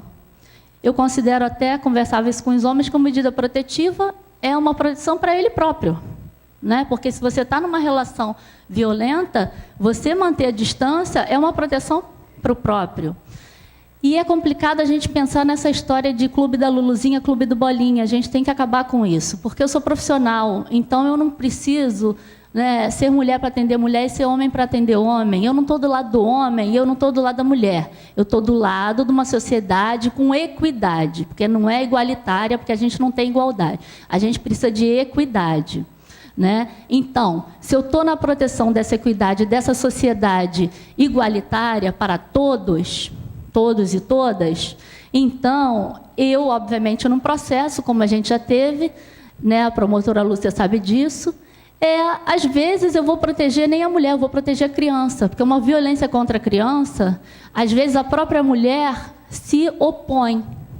Então, quem tem que entrar na defesa daquela criança é a defensora, porque aquela mulher não está protegendo a criança. Então, na verdade, eu vou proteger a criança e não a mulher. E a mesma condição na questão do idoso, enfim. Então, a gente tem a nossa ética, a gente tem as leis, e a gente sabe que a gente luta por uma sociedade, não é pela mulher, né? E a consequência é que essa mulher, sim, vai ter um papel social que a gente espera. Porque quando a gente liga a TV, né, eu não quero ser associada a produto de limpeza. E todos os comerciais falam que eu tenho que limpar, lavar e cozinhar, e que meu sonho é ter uma máquina de lavar, que eu vou agarrar a geladeira. Meu Deus, eu sou louca por essa geladeira. Eu não quero ser espelhada assim. E eu acho que isso é um desrespeito à mulher, né? Eu não quero ser associada a um produto de limpeza. Eu não evoluí com o produto X, né? O produto X, as mulheres que evoluíram com ele. Eu não. Me desculpe, eu não quero evoluir com esse produto. Aí você liga a TV num certo programa infantil, um canal que todo mundo vê, infantil, de TV a cabo, né? Que os nossos filhos veem, provavelmente. A boneca pede a comida para a mãe. A boneca não tem que pedir a comida para a mãe. Eu quero que meu filho brinque de boneca. Meu filho brinca de boneca. Eu tenho um filho de 2 anos que veste rosa, brinca de boneca e tem cabelo comprido. Eu pago um preço por isso, dentro da minha família, dentro da sociedade. Ai, que menininha bonitinha. Hoje de manhã mesmo, né, um vizinho falou isso. Como ela é bonitinha, né? Mas eu sei muito bem que ele não entende nada de gênero. Ele não sabe o que é uma orientação sexual. E se ele quiser, né, Daniel, se você quiser, no dia seguinte, bebe água, sai, dá aquela volta. No dia seguinte, você conversa com a sua companheira lá de casa e fala, pô, não foi legal, né? Na regra aqui não pode trazer ninguém aqui para dentro. Agora, se puder trazer, no dia seguinte, você fala, hoje é meu dia. Então, hoje eu vou trazer ou a minha piriguete, Daniel, ou o meu piriguete. Porque na época que a gente está também, a orientação sexual tem que ser respeitada, né? Então, se você tem um filho, você tem que respeitar. Eu não sei se meu filho vai querer ser uma mulher trans, se meu filho vai querer ser homossexual, se meu filho vai querer ser o quê, gente? Eu vou ter que respeitar essa visão, né? E a gente fica com essa visão que o menino tem que ter cabelo curto, que a menina tem que ter cabelo comprido, que eu não posso enfeitar meu filho porque ele é menino, enfim, né? E a gente sabe que não tem nada a ver, ninguém... não é opção sexual, as pessoas têm uma orientação sexual, ou seja, não escolhe, é maior do que ela. E ela vai decidir se põe isso para fora ou não. Também ninguém tem que forçar nenhuma violência para a pessoa, né, ter sua orientação. Não, você tem que ser isso. Não tem, é ela que vai decidir se ela vai, como diz aí, sair do armário ou não. Né? Então, eu acho que essa questão da sociedade machista é isso, porque, às vezes, a gente pensa assim, a educação machista, tá bom, as meninas brincam de boneca, os meninos de carrinho. A menina não pode ter carro nunca, né, gente? Não pode dirigir. Como é que é isso? E aí, se você pensar, eu já vi alguns desenhos que a menina está com uma arma na mão. E isso é legal. né? Quer dizer, então não é a questão do machismo só, a gente tem que pensar na violência de uma forma geral. Eu não quero, porque meu filho é homem, que ele tenha uma arma, mas se for mulher, eu também não quero que tenha arma. Então já passa dessa questão, porque às vezes você vê propagandas também nesse sentido, né? Que estão lá, os meninos brincando de boneca, mas as meninas estão armadas. E isso é uma outra questão que a gente tem que pensar, né? Vamos lá, gente, o que é que falta aqui? E as políticas públicas, né? A doutora Lúcia falou aqui, políticas públicas, com a questão do homem, Moema também, né? Como é que fica essa questão do CR homem, que é muito criticado, que há uma crítica que a política de homem não pode estar dentro da política para a mulher, e aí tem que estar dentro da segurança, mas fica se falando e não se faz nada. Efetivamente, a gente precisa dessa política hoje. Então, eu acho que, para mim, sinceramente, não interessa se está na política de mulher, se está na segurança, a gente precisa dessa política implementada, definida, implementada e seja real. Porque esse homem, ele tem que refletir sobre o papel dele na sociedade. E ele tem que refletir que ele tem que dividir 50% a responsabilidade da educação da sociedade com a gente. Porque não é nossa responsabilidade educar filhos. Não, é 50%. E aí, se a gente tem uma companheira, é 50%. Então, não é só homem, né? Que às vezes eu me pego falando homem, mas não é só homem, não. A gente tem que dividir essas funções, porque às vezes a gente, na sociedade heteronormativa, acaba porque a gente atende as lésbicas, né? Porque acaba que fica esse papel. A gente heteronormativamente tem que achar que 2 homens não podem ser homem, que um é passivo, o outro é ativo, que 2 mulheres não podem ser mulheres, que uma tem que ser... Teve até um caso absurdo agora, não sei se vocês viram, que uma gravidez de lésbicas, a que estava grávida, ela ganhou licença maternidade, e a outra paternidade. Então, assim, Ela teve que entrar na justiça. Quem é o homem, quem é a mulher? Quem é a mulher desse Não é, são 2 mulheres da licença, e as 2 têm que ter licença maternidade, porque as 2 são mães, né? Então, são questões que a gente tem que pensar profundamente, porque somos nós que construímos essa sociedade. E a gente dá esse tipo de resposta. A gente nomeia o outro. Eu não posso falar que você é homem, que você é mulher. Quem vai falar para mim o que você é você. E se você se veste de mulher, teve agora o Pedro II, né? O menino que é trans, é uma mulher trans, né? Na adolescência, e que vestiu saia, e não, o uniforme tem que ser de calça. Por quê? O que vai mudar a educação dele ele entrar com uma saia no colégio?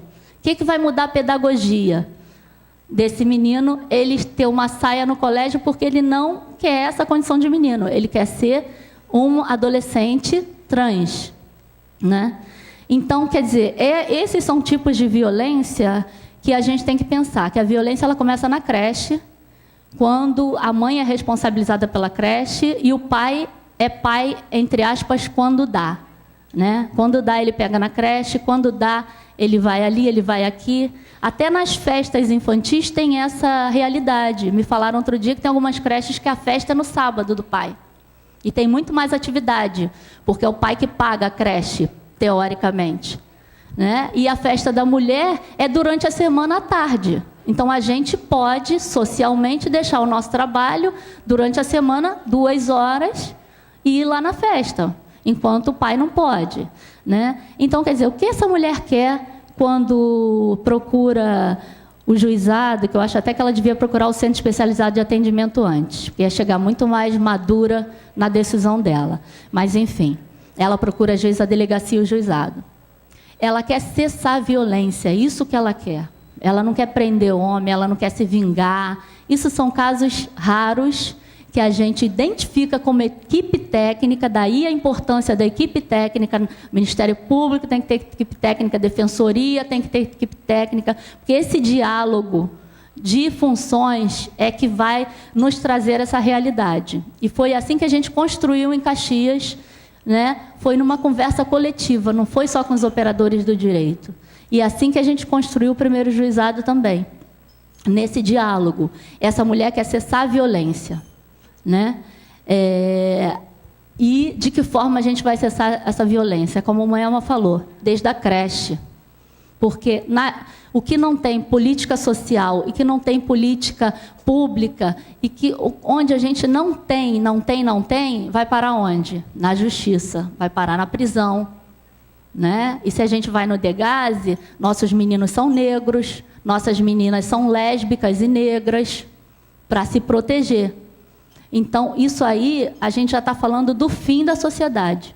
O que a gente tem que ter é o início, porque falta educação, porque falta saúde, porque falta creche, aí a gente está nessa situação. E aí a gente pega o homem lá com 40 anos, que nunca fez nada porque fizeram tudo para ele dentro de casa, e a gente quer que ele haja como? Né? Ele foi colocado nesse lugar de dominador. Ele pode não fazer nada em casa. Ele pode não lavar uma louça, ele pode não fazer nada em casa, porque o lugar dele é na rua, trabalhando. E o nosso lugar é qual? Fazendo tudo. Não é trabalhando, é pagando as contas, que hoje a mulher, a pesquisa que saiu das mulheres negras, por exemplo, antigamente as mulheres... sustentam lá sozinha. Não, hoje as mulheres negras, que é a camada mais baixa da sociedade, elas sustentam a casa com o companheiro. O salário delas é que banca a casa mesmo com o companheiro.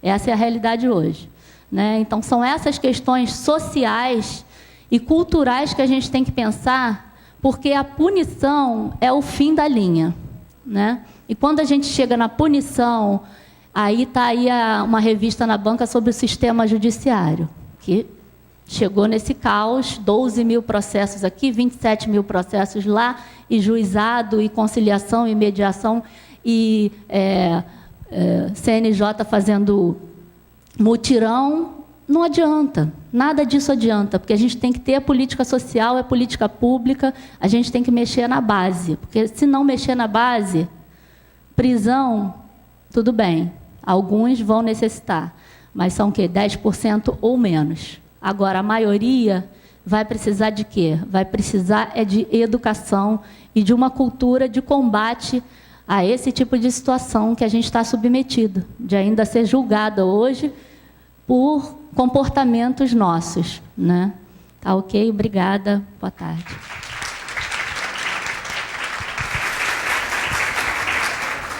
Obrigado.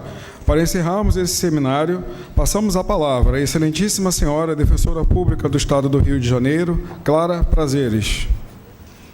Boa noite, já, né? Antes de ir embora, eu vou também fazer umas considerações sobre o tema, antes de eu concluir, tá? Mas que são bem rápidas. Então, antes de todo mundo sair correndo, deixa eu terminar. A primeira coisa que eu queria dizer é que a punição, como a Márcia disse, a gente está tratando as portas de saída do ciclo da violência. E eu acho que a evolução, né, de quem trabalha, dos operadores que trabalham com a violência doméstica hoje, é voltar os seus olhos para as portas de entrada da violência. Como que a gente entra no ciclo de violência? E antes, então, de eu discutir a questão da punição, eu preciso olhar o que a Moema falou, a creche, a escola, a educação, a criação dessa criança. Como que está sendo feito isso? Essas são as portas de entrada da violência. E essa, sim, é a melhor forma de evitar que os crimes aconteçam, tá? Então, voltar os olhos para as portas de entrada. Como essa violência se instala, da onde ela vem, quais são suas bases, e lutar contra essas bases, que eu acho que de alguma forma foi o que todo mundo falou aqui o dia todo. E além disso, já instalada a situação de violência, qual providências adotar? A primeira coisa que eu gostaria de dizer é que uma coisa é punição, outra coisa é encarceramento. Então, que fique claro que a minha opinião é de que a punição, ela é sim necessária, sempre que houver violência.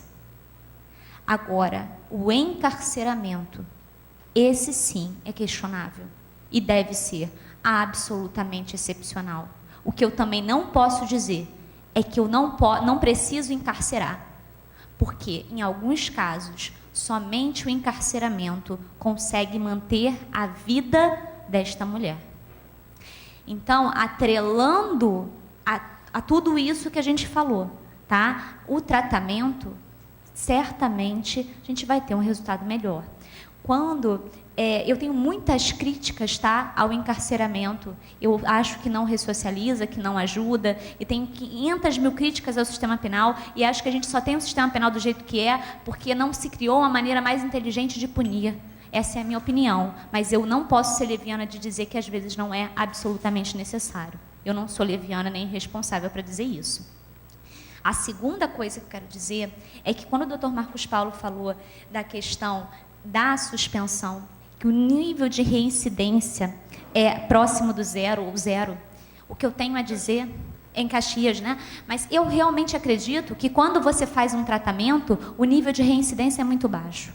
Mas isso não me diz, isso me diz sim, que o tratamento é eficiente, mas isso, com todo respeito à opinião do Dr. Marcos Paulo, não diz que a opção melhor é suspender condicionalmente esse processo. Então, uma coisa é eu reconhecer que o tratamento é legítimo, que realmente ajuda, é necessário e evita a reincidência. Outra coisa é eu falar que isso tem que se dar em fase de suspensão condicional do processo. Tá? Então, assim, são dois temas distintos. E aí, a minha função aqui está sendo de separar as coisas. Separar punição de encarceramento, separar porta de entrada de porta de saída e separar suspensão condicional do processo de necessidade de tratamento. Tá? A outra questão, a gente tem que respeitar a vontade da mulher e plantar sementes.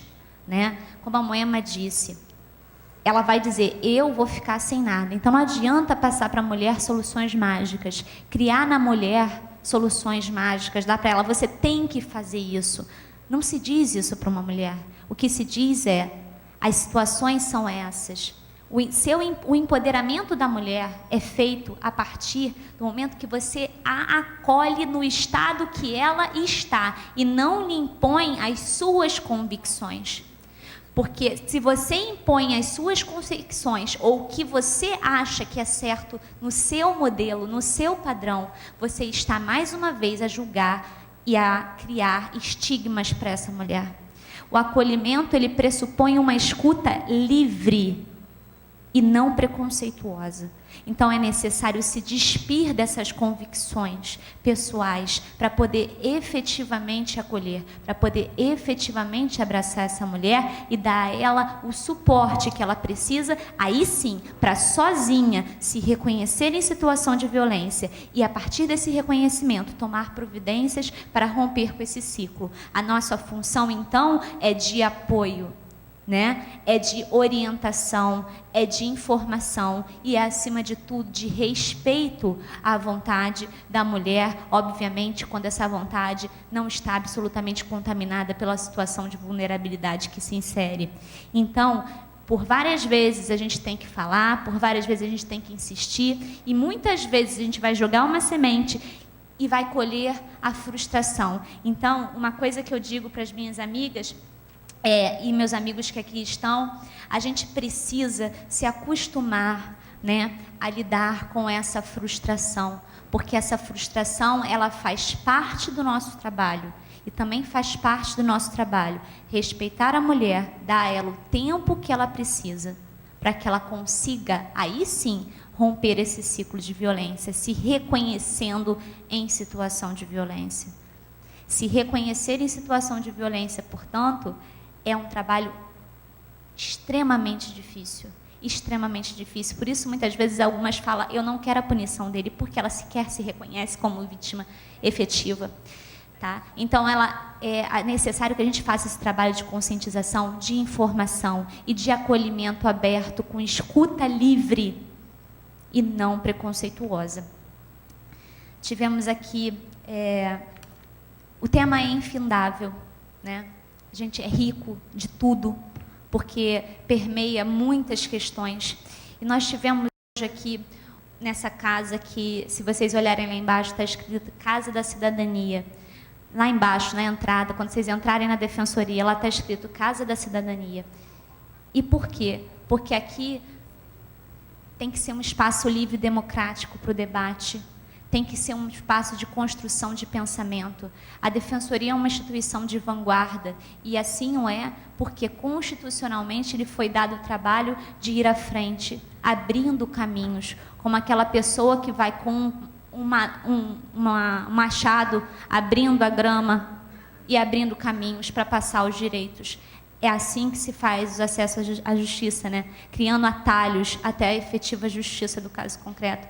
E essa instituição hoje recebeu, com muita honra, representantes do Judiciário, da Defensoria do Rio e de fora do Rio, representantes do Ministério Público, representantes da OAB, representantes e representantes de outras áreas, outros municípios, isso que eu queria falar, representantes gestoras dos municípios que trabalham com as vítimas mulheres e que estão aqui também hoje, que muitas tem uma de Itaperuna, tem outra de Guapimirim, todo mundo saindo do seu lugar para vir aqui, né, nesse ambiente democrático. Recebemos também, atrelamos essa ciência jurídica às outras ciências, num absoluto reconhecimento da insuficiência do direito para tratar e para dar conta das questões atinentes à violência da mulher. Então, o nosso papel hoje é de absoluto reconhecimento à insuficiência, não desnecessidade, do direito no tratamento da mulher. E por isso, nessa casa, também sempre haverá espaço para outras ciências, a fim de nos livrarmos definitivamente da pirâmide de Kelsen e chegarmos a um trapézio permeável de direitos, onde se encontrem no vértice dessa pirâmide a Constituição, os tratados internacionais e, atrelados à ciência jurídica, as outras ciências também possam ser analisadas e enriquecer o nosso conhecimento. Somente a discussão livre, o debate aberto, permite a evolução. Eu vejo muitos eventos absolutamente parciais, e eu quis realmente dar o tom da dos dois lados, né? Por quê? Porque eu sei que a nossa luta, ela se engrandece ainda mais quando tenho argumentos contrários. E eu não tenho medo de todos os argumentos contrários, porque juridicamente temos argumentos também a nosso favor. Então, a Defensoria está sempre aberta para um debate democrático e jurídico, intelectual, né, intelectualizado, que eu sempre falo, não são paixões desprovidas de substância, são paixões movidas por convicções jurídicas, sociais e como cidadãos manifestamos. Então, a ideia de fazer esse evento é capaz de possibilitar essa análise desses 8 anos, foi, em verdade, a ideia de criar um ambiente fértil para que se manifestassem questões novas, atraentes, que trariam aí incômodos, né, a todos, a fim de que possamos sair daqui e levar todos esses incômodos para o mundo, porque não sou eu que sou incômoda, é a realidade que é. Né? Não somos nós que defendemos ou a mulher, ou o homem, ou a família, que seja, que somos incômodos. É a realidade que as pessoas vivem que o é. Então, eu parabenizo a todos os palestrantes. Agradeço às instituições que participaram, o Executivo, o Judiciário, né, o Legislativo também, que esteve presente. Então, a gente fica muito feliz de chegar ao final e concluir.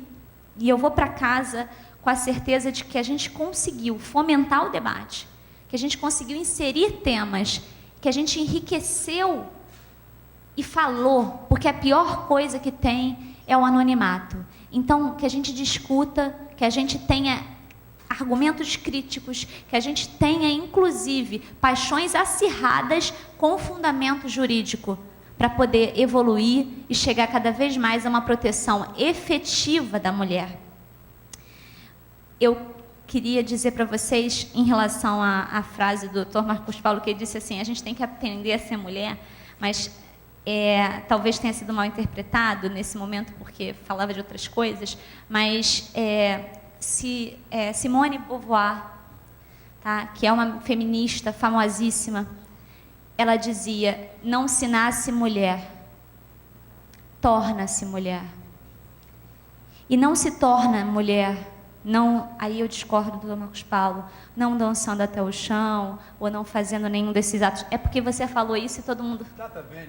Deixa bem claro uma coisa, tá? Deixar bem claro uma coisa. O que eu sou absolutamente contrário é a coisificação da mulher. Porque, para mim, a mulher é muito mais do que tudo. Se pararmos para pensar em termos até bíblicos, tá? Jesus Cristo nasceu da mulher.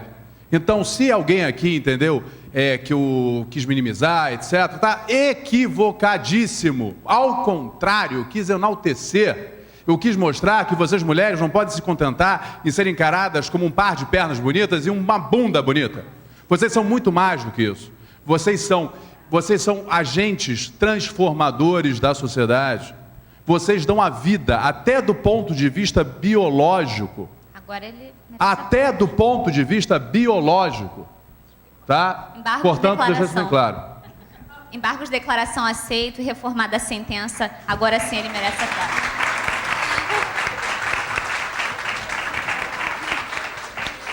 Eu havia compreendido o que ele tinha dito e eu acho que foi o mesmo sentimento da Simone de Beauvoir, que disse que a gente se torna mulher. É isso que ele quis dizer, que a mulher se afirma mulher na garantia dos seus direitos. E aí, nesse sentido, eu compreendo absolutamente o que ele tinha dito. E eu encerro esse seminário, faz parte do esquema. Estava tudo programado, gente. Mentira. É para dar animação, entendeu? Eu concluo esse seminário com uma frase de um psicólogo que eu gosto muito, que é Jung, que fala: conheça todas as teorias, domine todas as técnicas, mas ao tocar uma alma humana, seja apenas outra alma humana. Boa noite a todos.